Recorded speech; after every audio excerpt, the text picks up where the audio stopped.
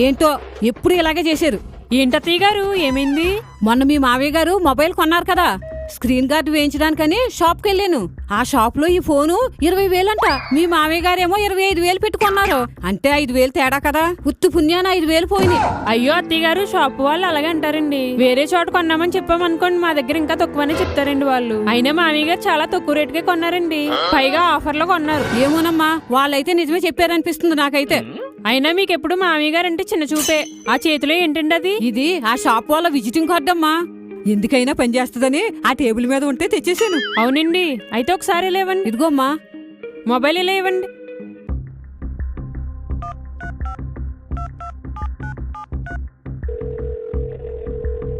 Hello hello, ఏం కావాలండి? Samsung Galaxy new model మీ shop లో ఎంత పడుతుందండి? ఇప్పుడైతే 30,000 పడుతుందండి ప్రైస్. ఓ అవునండి. షాప్ కి వచ్చి మాట్లాడితే ఇంకా కొంచెం తగ్గొచ్చండి ప్రైస్.